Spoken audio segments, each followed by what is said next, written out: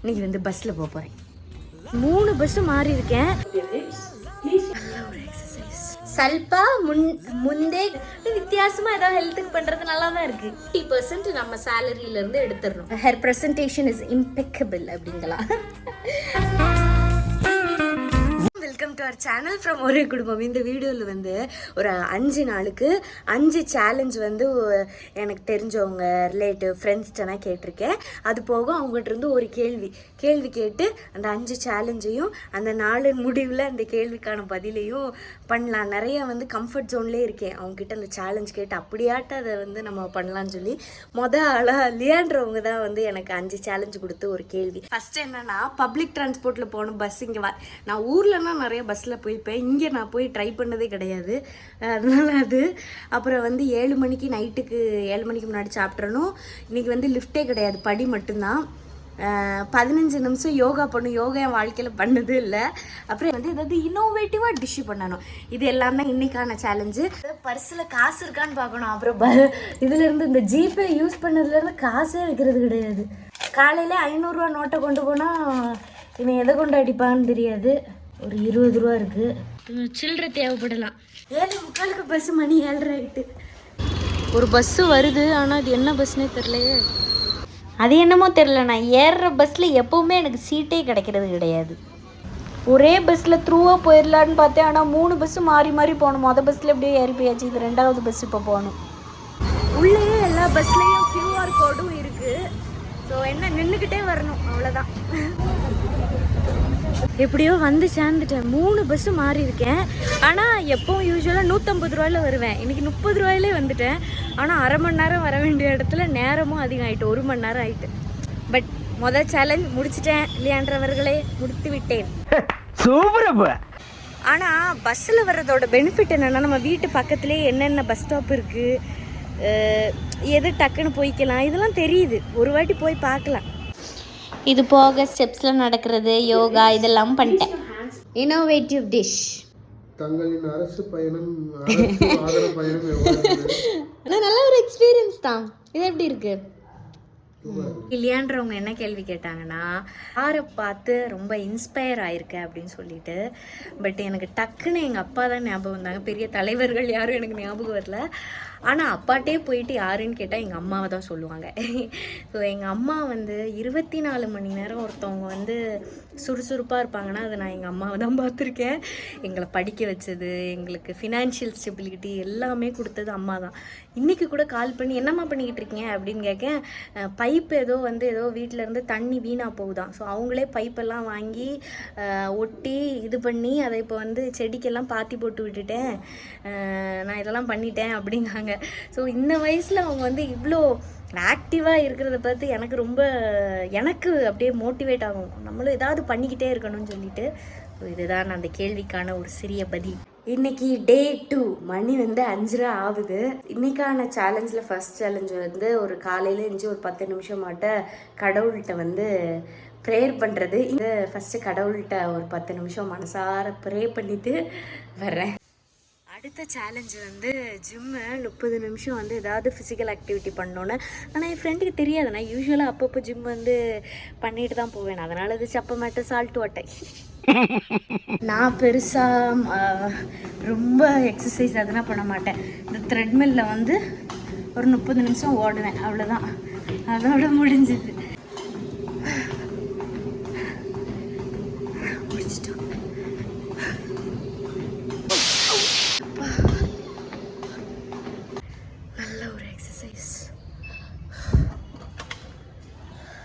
இப்போ வந்து ஏதாவது புதுசாக ஒரு ஹாபி எனக்கு ஆல்ரெடி ஏகப்பட்ட ஹாபி இருக்குது. ஆனால் வந்து ஒரு புதுசாக ஒரு மொழி கற்றுக்க போகிறேன். பேசிக் கன்னடா எஷ்டுனா வந்து எவ்வளோ, இது மட்டும் எனக்கு தெரியும். மற்றபடி எனக்கு பேசவே வராது.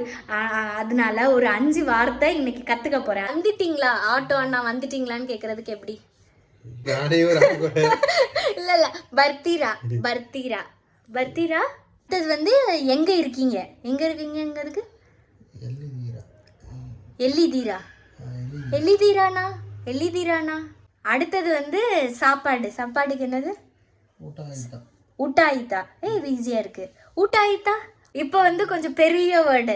சல்பா முந்தே கோதி. ಮುಂದೆ ಹೋಗಿ ಹೋಗಿ சல்பா முந்தே ஹோடி ஹோடி ஹோகி. சல்பா முந்தே ஹோகி அப்படின்னா வந்து கொஞ்சம் முன்னாடி போங்க. நான் இப்போ ஆட்டல்னா இன்னும் கொஞ்சம் தூரம் அப்படிங்கிறது. ஹொந்தே என்னது சல்பா. சல்பானா கொஞ்சம். சல்பா சல்பா முந்தே ஹோகி. இப்போ நான் கற்றுக்கிட்ட 5 வேர்ட் சொல்ல போகிறேன்.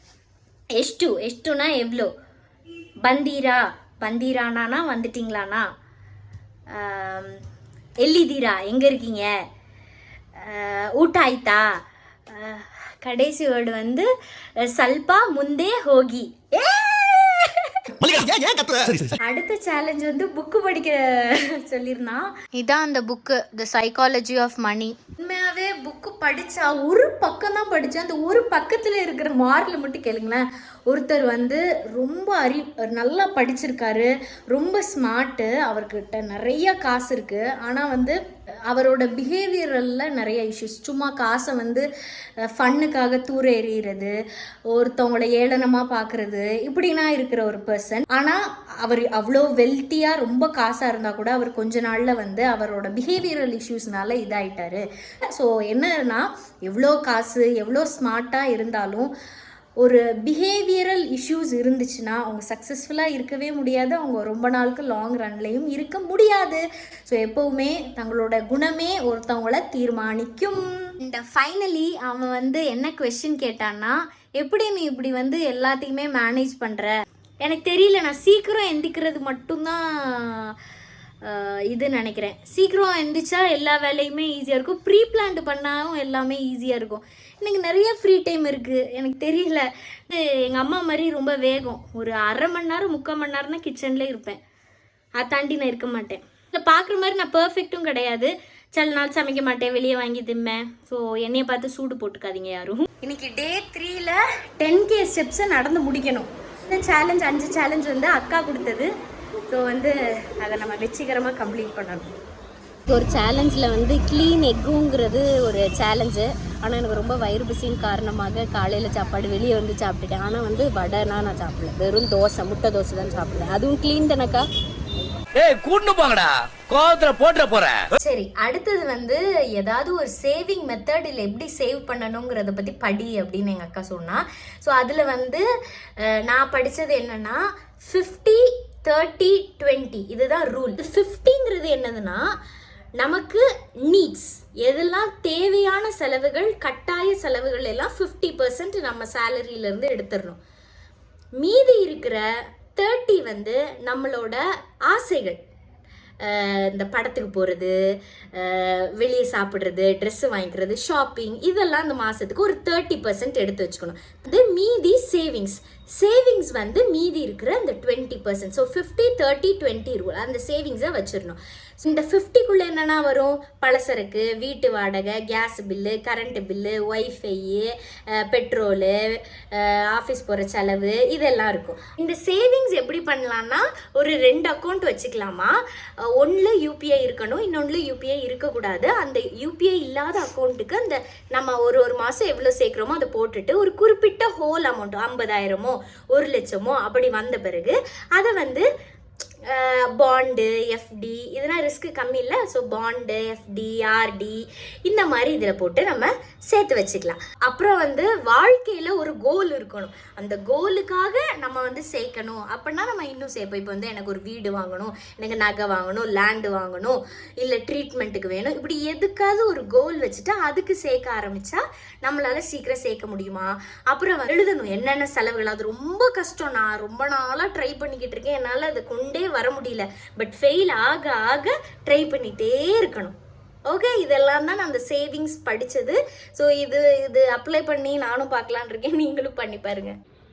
இன்றைக்கி இதுதான் க்ளீன் ஃபுட் அப்படின்னு நான் வந்து ஊரை ஏமாற்றலாம். பட் க்ளீன் ஃபுட்னா இல்லை. இப்போ வந்து இது கூடயே வச்சு வாங்கிட்டு வந்த ஒரு வடை. இந்த சேலஞ்சை ஏற்றுக்க முடியவில்லை. இதுக்கு எதுக்குடா வெள்ளையங்கிலி மாறேன்னு? ஏப்பா எப்படியோ 10K ஸ்டெப்ஸை முடிச்சிட்டேன்.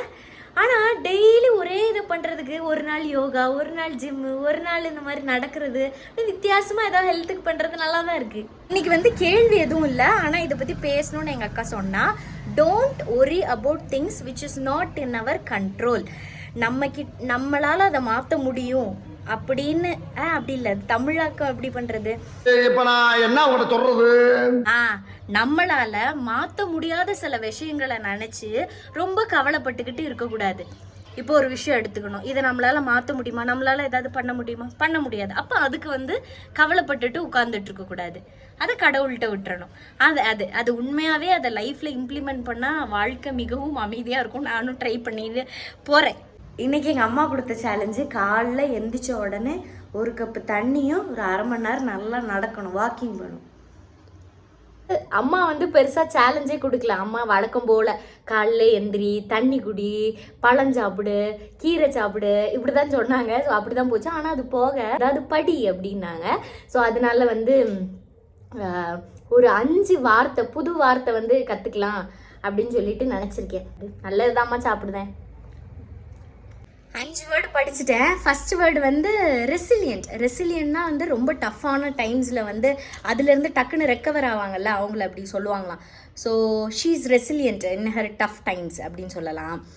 இன்னொரு வேர்டு, ரெண்டாவது வேர்டு வந்து மெட்டிகுலஸ். மெட்டிகுலஸ்னால் வந்து கொடுக்குற வேலையை ரொம்ப கேர்ஃபுல்லாக ரொம்ப பார்த்து பண்ணுவாங்கல்ல, அது வந்து மெட்டிகுலஸ் அப்படின்னு சொல்லுவாங்க. She is very meticulous in her work அப்படின்னு சொல்லலாம். அப்புறம் வந்து இம்பெக்கபிள்னா வந்து பர்ஃபெக்ட். நம்ம அடிக்கடி பர்ஃபெக்ட்னு சொல்லுவோம், அதுக்கு பதிலாக இம்பெக்கபிள் அப்படின்னு சொல்லலாம். Her presentation is impeccable அப்படிங்கலாம்.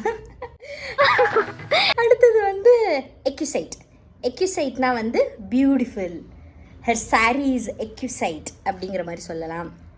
கடைசி லெட்டர் வந்து பாய்ஸ்ட்னா வந்து confident. She is a poised girl அப்படிங்கிற மாதிரி சொல்லலாம். எல்லாமே ஷீ தான். ஓகே, அந்த மாதிரி. ஸோ இந்த மாதிரி நம்ம நார்மலாக யூஸ் பண்ணுற வேர்டு. நான் அடிக்கடி வந்து டிஃபிகல்ட்டுன்னு சொல்ல மாட்டேன், டிடிஎஸ் அப்படின்னு சொல்லுவேன். ஸோ டிஃபிகல்ட்டுக்கு இன்னொரு வேர்ட் டிடிஎஸ். ஸோ அது மாதிரி நம்ம யூஸ் பண்ணுற வேர்ட்ஸ்லேயே கொஞ்சம் ஒக்காபுலரியை அப்கிரேட் பண்ணலாம். ஸோ இது யூஸ்ஃபுல்லாக இருக்கும்னு நினைக்கிறேன். இதை யூஸ் பண்ணி ஏதாட்டி ஒரு சென்டென்ஸ் சொல்லிட்டு போங்க. முக்கியமாக வந்து ஒரு சேலஞ்ச் வந்து சொன்னாங்க, அது உண்மையாகவே நல்லா இருந்துச்சு. நான் காலில் பண்ணி பார்த்தேன். ஒரு கொஞ்ச நேரத்துக்கு ஃபோனு எதுவும் இல்லாமல் ஒரு ரூமில் தனியாக சும்மா இருந்து அப்படி இருக்கலாம், அந்த மாதிரி சொன்னாங்க. ஆனால் அது இருக்க எனக்கு ரொம்ப கஷ்டமாக இருந்துச்சு. 5 நிமிஷத்துக்கு மேலே இருக்கவே முடியல. அப்படியே ஒரு மாதிரி படப்படன்னு எனக்கு ஆகிட்டு. பட் அது ஒரு மாதிரி அப்படியே அமைதியாக, அது நல்லா இருந்துச்சு பண்ணி பார்க்க. ஆனால் அது ரொம்ப நேரம் என்னால் பண்ண முடியல. கடைசி எங்கள் அம்மா என்ன கேள்வி கேட்டாங்கன்னா, நீ கல்யாணத்துக்கு முன்னாடி சமைக்கவே மாட்டேன், இப்போ எப்படி இவ்வளோ சமைக்கிற அப்படின்னு சொல்லிட்டு. எனக்கே தெரில, பழகி இப்போ எனக்கு ஓரளவு நான் நல்லாவே கற்றுக்கிட்டேன். இன்னும் அங்கே இங்கேன்னு இந்த கேக்கு அது இதுதான் கொஞ்சம் வரமாட்டேங்குது. மற்றபடி நார்மல் சமையல் அளவு எல்லாம் அப்படியே தெரிய ஆரம்பிச்சிட்டு. ஸோ பழக பாலும் புளிக்குமா, அதனால் வந்து நான் நல்லா ப்ராக்டிஸ் ஆகிட்டேன். அப்புறம் நான் டே 5க்கு போல் டே 4ஓட முடிச்சுக்கிறேன். இது மாதிரி ஏதாவது நான் ஒரு சேலஞ்ச் பண்ணேன்னு நினச்சிங்களா, இல்லை இது நல்லா இருக்குன்னா நான் இது மாதிரி இன்னொரு வீடியோ வேணும்னா சொல்லுங்கள். நீங்களும் இந்த மாதிரி சேலஞ்ச் ஏதாவது எடுத்து பார்த்து பண்ணி பாருங்கள். டெய்லி ஏதாவது இப்போ புதுசாக பண்ணுங்கள், நல்லா இருக்கிற மாதிரி இருக்குது. இதே மாதிரி இன்னொரு வீடியோவில் உங்களை வந்து சந்திக்கிறேன். until then it's bye from ஒரே குடும்பம் மது. டடா. வரண்டா சின்னசாமி.